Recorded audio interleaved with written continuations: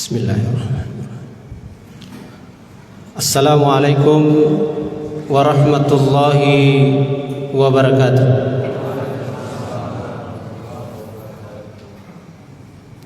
Alhamdulillahi rabbil alamin. Nahmaduhu wa nasta'inuhu wa nastaghfiruh wa na'udzu billahi min shururi anfusina wa min sayyiati a'malina. من يهده الله فلا مضل له ومن يضلل فلا هادي له أشهد أن لا إله إلا الله وأشهد أن محمدا عبده ورسوله اللهم صل على محمد وعلى آل محمد كما صليت على إبراهيم وعلى آل إبراهيم إنك حميد مجيد. Alhamdulillah, hadirin jamaah tarawih yang dirahmati Allah Subhanahu wa taala. Sampai dengan malam ini, malam ke-20, kita telah melewati 19 hari di bulan suci Ramadan. Namun Allah Subhanahu wa taala masih memilih kita, masih menjaga iman kita, masih menjaga semangat kita, dan masih menjaga kondisi dan kesehatan kita sehingga kita sampai dengan malam ini semoga tetap istiqomah di dalam mengejar dan memanfaatkan hari-hari, detik demi detik di bulan suci Ramadan. Ada yang mengatakan bahwa sudah tidak terasa, kok sudah sampai di malam ke-20 bagi kita yang mulai di hari Sabtu atau malam ke-19 bagi kita yang mulai di hari Ahad. Kenapa mesti selalu diingatkan atau selalu bertanya kita sudah sampai malam kedua, ketiga dan seterusnya? Seakan-akan pertanyaan ini memberi gambaran sepintas kepada kita bahwa kita itu tidak ikhlas dalam beribadah, menghitung-hitung waktu, seakan-akan ingin cepat berlalu Ramadan ini. Ini pertanyaan yang sering dilontarkan oleh terkhusus kepada siswa. Kenapa selalu diingatkan? Lo orang kan sudah menghitung.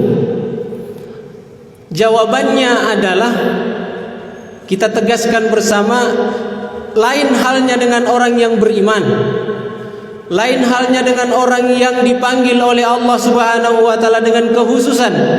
Ya ayyuhalladzina amanu kutiba alaikumussyam. Bahwa orang beriman itu memang menghitung waktu, sebab dia tidak akan pernah ridho apabila waktu-waktu demi waktu yang dilaluinya itu dengan sedikit atau kurang ibadah kepada Allah Subhanahu wa taala. Nah, begitu juga dengan bulan suci Ramadan. Kita yang memiliki iman yang sekarang ini lagi naik-naiknya, semoga Allah Subhanahu wa taala istiqomahkan itu, iman kita itu jadi memuncak sehingga kita mendapatkan di akhir Ramadan sebagai orang yang bertakwa di sisi Allah Subhanahu wa taala. Sehingga kita selalu menghitung waktu.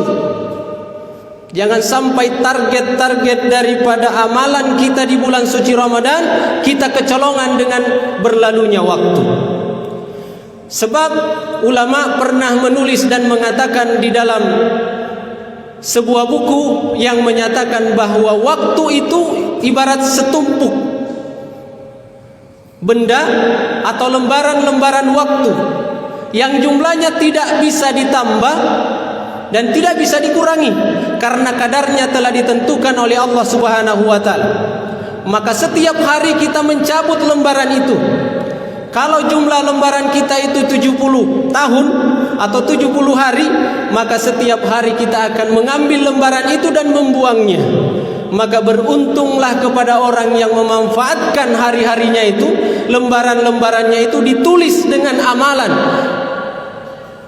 Amalan yang baik, amalan yang diridhoi Allah Subhanahu wa taala. maka pada malam-malam Ramadan kita selalu mengintrospeksi diri. Kita selalu menghitung, ini sudah malam keberapa, sudah sampai target yang ingin kita capai, atau sudah kita mendapatkan gambaran bahwa kita ini dijemput oleh Allah Subhanahu wa taala sebagai orang yang bertakwa.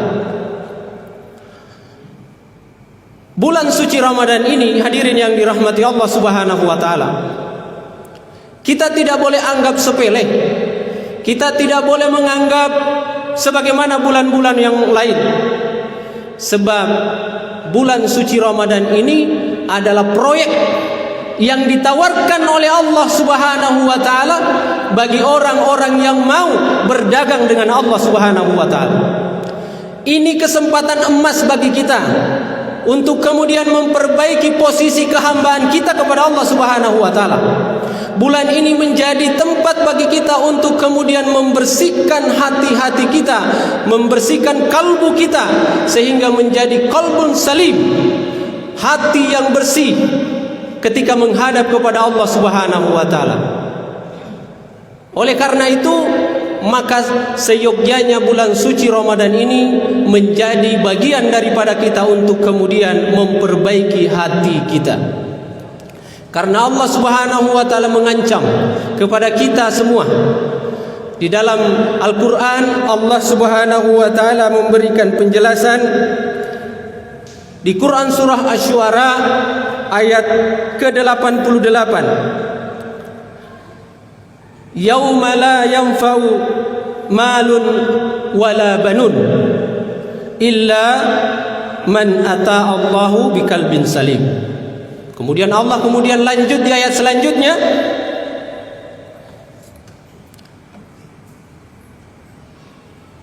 wa uslifatil jannah lil muttaqin,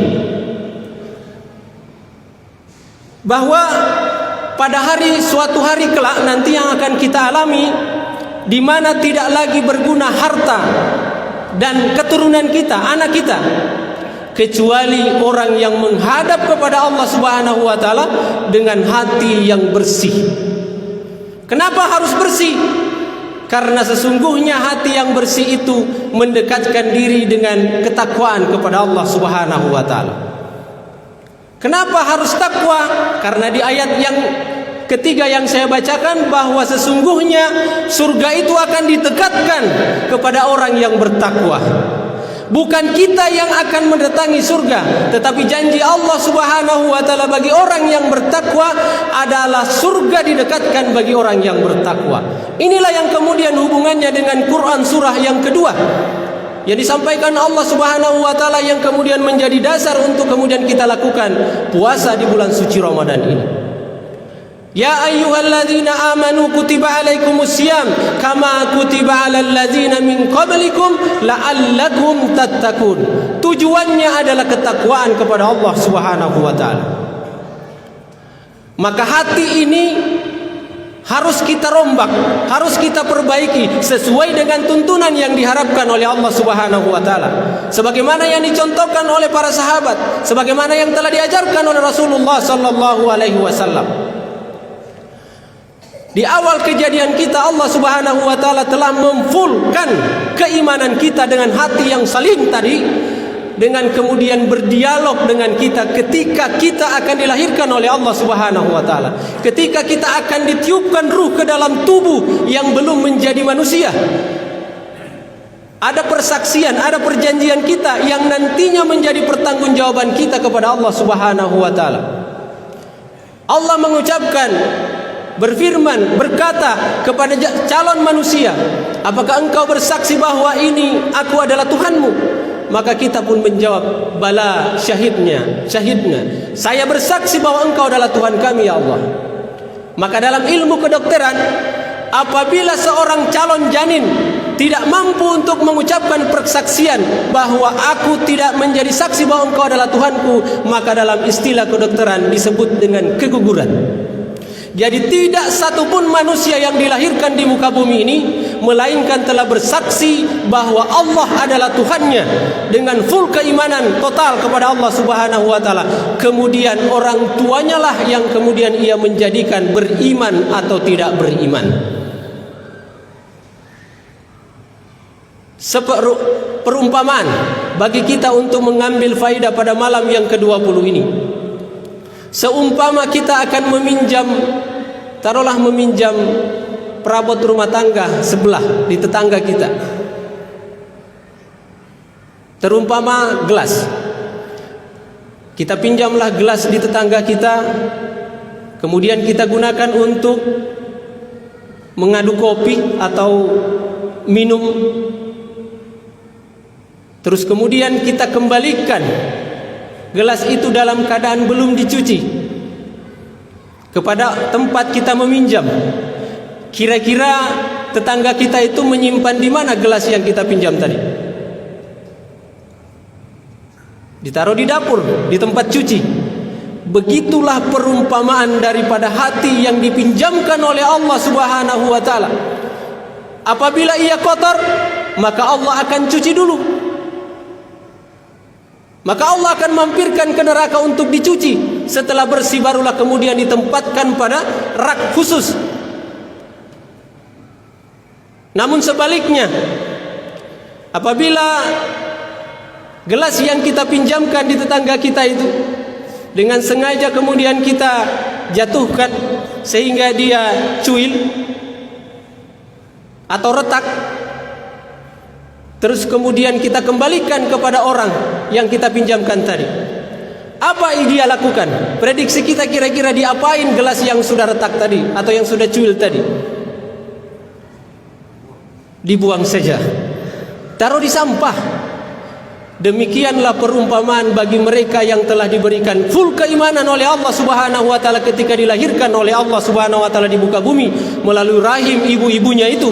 Kemudian ia murtad, ia kemudian retakkan imannya, hatinya dikotori, kemudian ia keluar daripada ajaran agama Islam ini. Demikian juga perumpamaan sekiranya gelas yang kita pinjamkan di tetangga kita tadi, terus kemudian kita gunakan dan kita bersihkan kembali dengan sebersih-bersihnya, lantas kemudian kita kembalikan kepada tetangga kita tempat kita meminjam tadi, apa yang dilakukan oleh tetangga? Maka kemudian gelas itu ditempatkan pada tempat rak khusus yang memang disiapkan untuk gelas tersebut. Demikianlah perumpamaan orang yang memasuki bulan suci Ramadan. Kita yang masuk di dunia ini, kemudian kita selalu membersihkan diri kita dengan sebersih-bersihnya, dengan penuh ketaatan kepada Allah Subhanahu wa taala, sehingga ketika kita kembali ke pangkuan Allah Subhanahu wa taala, kembali meninggalkan dunia ini, maka Allah tempatkan kita bersama dengan orang-orang yang memang sudah dibersihkan oleh Allah Subhanahu wa taala. Ramadan ini sekali lagi proyek bagi Allah Subhanahu wa taala. Ditawarkan kepada kita. Seberapa banyak orang yang mengaku berislam, seberapa banyak orang yang mengaku beriman kepada Allah Subhanahu wa taala untuk mengambil bagian, untuk memanfaatkan waktu yang ditawarkan oleh Allah Subhanahu wa taala sekali sebulan di dalam setahun. Sekali lagi saya mengingatkan untuk kita semua, termasuk diri pribadi, bulan suci Ramadan ini bukan persoalan yang sangat gampang. Sebab kita tidak mendapatkan bulan suci Ramadan melainkan hitungannya setahun kemudian. Iya, kalau kita hidup. Beda dengan hari. Kalau hari insya Allah hitungannya ke-7, hari ke-8 kita ketemu dengan hari itu. Misalnya hari ini adalah hari Rabu, maka 7 hari kemudian hari ke-8 kita ketemu dengan hari Rabu. Cukup waktu sekitar 1 minggu kita ketemu dengan hari Rabu. Tapi bulan suci Ramadan butuh waktu 1 tahun untuk kemudian mendapati bulan suci Ramadan. 1 tahun perjalanan bukan persoalan yang singkat, Bapak Ibu dan jamaah yang dirahmati Allah. Bisa saja dalam perjalanan itu kita tergelincir iman kita karena godaan dunia. Allah Subhanahu wa taala melalui lisannya Rasulullah sallallahu alaihi wasallam menyampaikan bahwa untuk kepentingan menjaga hati ini agar tetap menjadi qalbun salim di hadapan Allah Subhanahu wa taala, bahwa Rasulullah memberikan gambaran bahwa satu dosa yang kita lakukan akan kemudian menjadi titik yang akan menutupi hati-hati kita. Oleh karena itu, mari di kesempatan yang luar biasa di bulan suci Ramadan ini, kita menghabiskan etape yang kedua di 2/3 dari bulan suci Ramadan. Insya Allah mulai hari ini sampai besok Kalau genap 30 kita tersisa 11 hari termasuk dengan malam ini.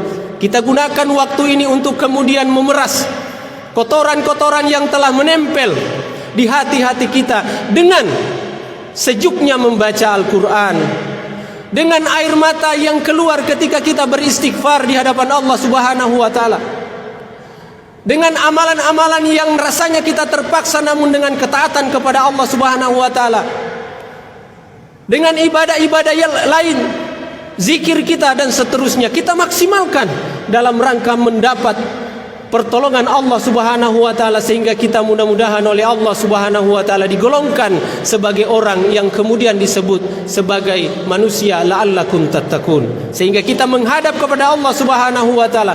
Bukan surga yang kita datangi, tetapi insyaallah dengan janji Allah ini, dengan kesungguhan kita ini, maka surga kemudian Allah datangkan untuk kita semua. Semoga kita menjadi penduduk dan orang yang kemudian didatangi surga melalui bulan suci Ramadan ini. Dan semoga Allah Subhanahu wa taala memberikan kesempatan kita untuk menggenapkan diri kita sampai pada di penghujung Ramadan, sehingga kita dengan kesungguhan tersebut melaksanakan ibadah dengan penuh ketaatan kepada Allah Subhanahu wa taala. Apa yang dijanjikan oleh Rasulullah sebagai manusia seperti yang dilahirkan oleh ibunya, keluar dengan full keimanan kepada Allah Subhanahu wa taala, betul-betul kita raih. Manfaatkan waktu yang kurang lebih 10 sampai 11 hari ke depan. Mudah-mudahan sekali lagi kita terpilih menjadi orang-orang yang kemudian dicintai oleh Allah Subhanahu wa taala, dan kita pun mencintai oleh Allah Subhanahu wa taala. Lebih dan kurangnya mohon dimaafkan. Adapun yang salah mudah-mudahan bisa dimaafkan, dan ini adalah keteledoran kami. Dan semoga menjadi cemeti untuk kita untuk memperbaiki dalam kehidupan kita sehari-hari. Kita tutup dengan kafaratul majlis. Subhanakallahumma wa bihamdik, asyhadu an la ilaha illa anta, astaghfiruka wa atubu ilaik. Wassalamualaikum warahmatullahi wabarakatuh.